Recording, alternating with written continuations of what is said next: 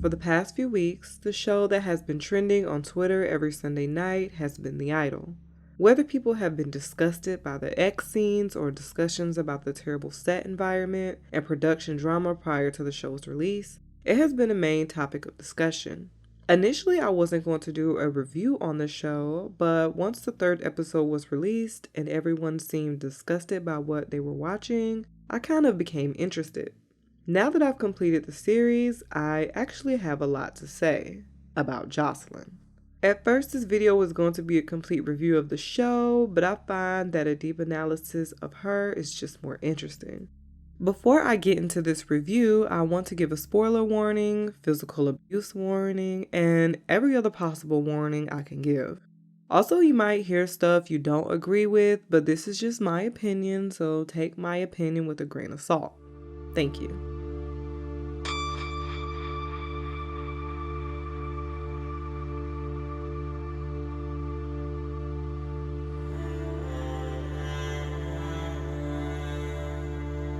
From the very beginning of the series, one of the main themes was very clear and so obvious to me. When Jocelyn is introduced, she is seen posing for her cover art. When she's asked by the photographer to evoke multiple emotions, she is able to cry on command and then switch to sensuality within a few seconds. This first scene, this first moment, told me exactly who Jocelyn was supposed to be. A manipulator.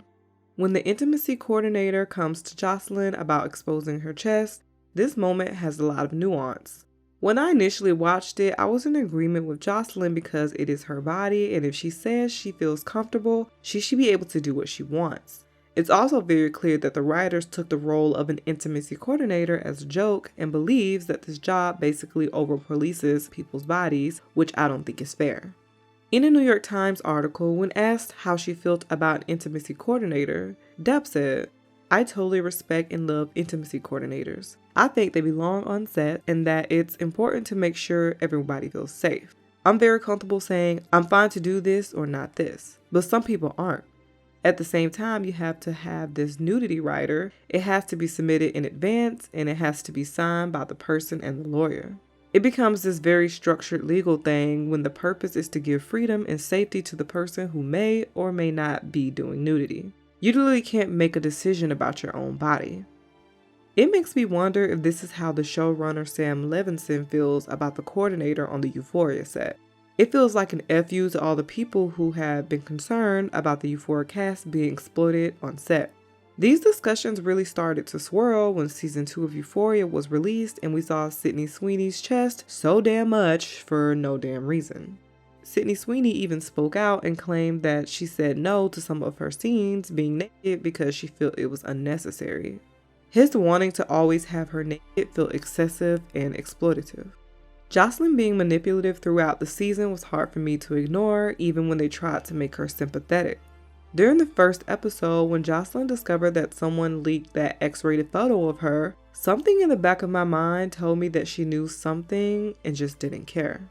When they break the news to Jocelyn about her leaked photos, she does seem concerned but quickly says, I feel like it could be a lot worse.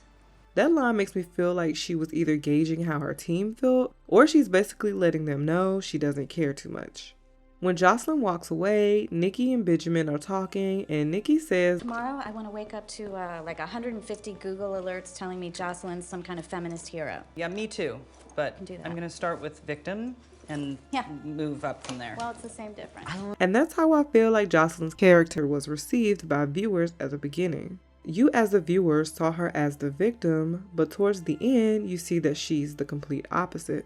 When it comes to Tedros' character, it's clear that he is controlling, jealous, and is intentionally trying to use Jocelyn. The writing makes this plotline clear. With Jocelyn's character, they try to embed her true manipulative self under her perceived innocence and lostness due to her mother's death. One tiny moment that stood out to me was when Jocelyn invited Tedros over that first night. It seemed like the writer wanted to make a point that she's in control of the situation. She tells Leia to be mysterious and that she wants to wear heels so she can be taller than him. Now the heels might have been an aesthetic thing, but making him wait a while feels like Jocelyn was trying to establish her dominance. Like she was trying to control him and control their interaction from the very beginning. Later in the show, Tedros and his artist come to Jocelyn's home for the first time. While they are laying in bed, you can hear Chloe playing the piano and singing from the other room. It all feels intentional. He told his artist to play music and sing to reel in Jocelyn, but her reaction showed that she isn't naive to this plan. He then recommends that he moves in with Jocelyn, and she gives this smirk before agreeing to this idea. It'd be easier if I moved in. Yeah. I'd like that. Her smile tells me that she sees his plan clearly. At this moment, they both are getting what they want. She's getting inspiration, and his artists are getting exposure. When they're all hanging out in the studio, Tedros' artists all agree that experiences, whether good or bad, are needed to make phenomenal art. They all proclaim that they'll say yes to anything regardless if it hurts anyone's feelings. They believe feelings are fleeting, but leaving an impact on the world is forever. Right after this conversation, Xander explains to Jocelyn that he thinks her leaked picture should be the cover of her new single. She actually seems interested in the idea even though she felt humiliated about the situation. Tedros continued to question her apprehensiveness until she reveals that her mother used to hurt her by beating her with a brush. She confessed that the abuse motivated her and pushed her to do better. Throughout the series, this plotline is the only one I'm not 100% sure of. When viewers see Xander's reaction, he looks torn up about this. I want to believe her story because that's such a messed up thing to lie about, but honestly, I don't think she's telling the truth. During the second episode, we discover that Jocelyn harms herself to the point where it takes the makeup team hours to cover up her self-harm. Even the aggressive way she brushes her hair shows a sign of self-harm. I believe that she told Xander that her mom was hurting her, but he never actually saw it himself. He just took her word for it. Xander also says that she told him not to tell anyone, but she denies it. Xander could have seen her self-inflicted bruises and scars, asked her what happened. She used her mother as the scapegoat and swore him to secrecy because she didn't want her mom or anyone else to find out. Because the scenes that were supposed to show her early life were cut, we'll never 100% truly know. But the fact that Xander never admitted to seeing the act and he lived with them says a lot. Even her ex-boyfriend Rob didn't know about the abuse, and they dated for years. At the very end of the series, when Tedros appears and looks at the brush, Jocelyn has a brand new one. This moment can mean 3 different things.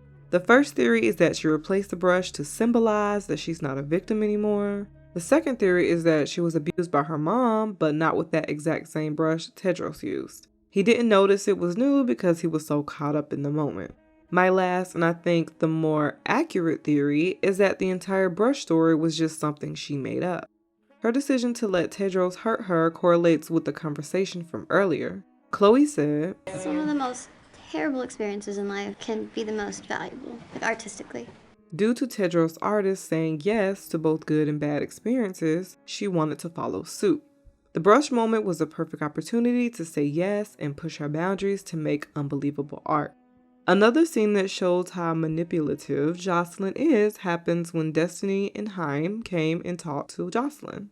When they question Tedros, she plays along with his lies. He claims that he went to school in Hollywood, but can't remember the school name because he got kicked out, which us viewers know isn't true.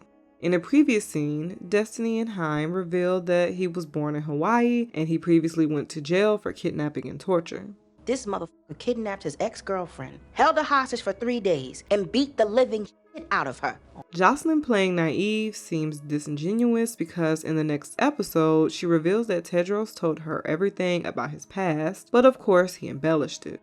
When repeating exactly what Tedros told her, Jocelyn tells a ridiculous story only a naive little girl would believe, once again playing that role. He had this really fucking crazy ex-girlfriend, and they used to fight a lot. They had this like really tumultuous relationship, and there was this one time where I guess they were like fighting, and I guess he choked her. Who choked who? I think he choked. They were like getting in a fight, you know what I mean? He choked her. He held, he just was trying to like fend her off, I think, and she punched him in the face, and I guess he hit her back, but like self-defense kind of thing. Another thing about Jocelyn that illustrates her in a terrible light is that she's a user and a terrible friend.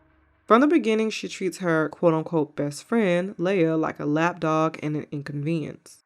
While at the club, Leia tries to look for her friend. Jocelyn laughs at her along with Tedros and even hides from her quote-unquote best friend. When Jocelyn and Tedros are hanging out at her house, Leia lets her know that she has to be up at 7 a.m. Once again, she laughs at her best friend. When Leia's driving them to the store, he disrespects Leia, and of course Jocelyn laughs, because that's what she does. At the party, he sprays her with water and embarrasses her in front of everyone. Jocelyn does say something afterwards, but she doesn't even go to check on her friend, who is clearly upset. Tedros' disrespect towards Leia continues to happen throughout the show, and Jocelyn either laughs or says nothing. Now, do I think that Leia should have taken up for herself? Of course. But maybe she struggled doing that because she was trying to toe the line of being a friend and being an assistant. It seemed like she was scared of stepping on Jocelyn's toes and talking back to the guy her boss is dating. Even when Leia decided to leave, we never got to see how that affected Jocelyn. Did she even care? The worst friendship Jocelyn has is with Xander. The show introduces him as Jocelyn's creative director, but it's clear he doesn't enjoy the position. Not much is known about him until episode 4, when Tedros overhears Xander singing and tells him he has a beautiful voice. This is when we learn that he lied and said that he tore his vocal cords when he was younger. This lie was an excuse to back away from the limelight after Jocelyn's mom outed him. Her mom ruined his career by doing this and took him out of the competition against Jocelyn. She then made Xander sign a contract agreeing to never sing again, giving her daughter a clear path to success. When Tedros decides to confront Xander in front of everyone about what he said earlier, he decides to torture him with a shock collar. What makes the situation even worse is that not only did Jocelyn bring the shock collar to Tedros, it was clear as day that she was the one who was lying. For a moment, she did think Tedros was taking it too far, but when he claimed to be in her servitude, she smiled and then watched him torture her childhood quote-unquote friend. You want to know what's extreme? My servitude, my devotion to you. While he was being abused, he tells Tedros that she manipulates and uses everyone around her. Of course, he doesn't listen and continues hurting Xander. This scene is so influential because one of the people who has known her the longest is telling everyone the truth, but no one believes him. She demands Tedros to continue shocking him until Xander is forced to change his answers, and once again, she gets her way. During the shock collar scene, it showcased that she is just like her mother, and her mom correlates with how she views Tedros. Her mom was the one who manipulated everyone and did all the heavy lifting for her. In one of her songs, she admits that she just wants Tedros to make decisions for her and to do all the heavy lifting, just like how her mom used to do. So you don't want to decide things on your own? No? During the 4th episode, when they're having a party, this is when Jocelyn discovers that Tedros used Diane to bring her to the club so that he could meet her. Diane also tells her that Nikki and the record company gave her the original first single, World Class Sinner. This is when Jocelyn drops her naive and innocent act and the veil slips off. Now her true manipulation is shown clear as day. She doesn't want to pretend like Tedros is in charge anymore. She uses her ex-boyfriend Rob to let Tedros know that she calls the shots. She always has. During the season finale, Jocelyn wants Tedros to leave because she feels like he served his creative purpose. He's useless now. She has her new songs and new talent opening for her. This makes sense for her character. This makes sense for the story. What doesn't make sense is the ending.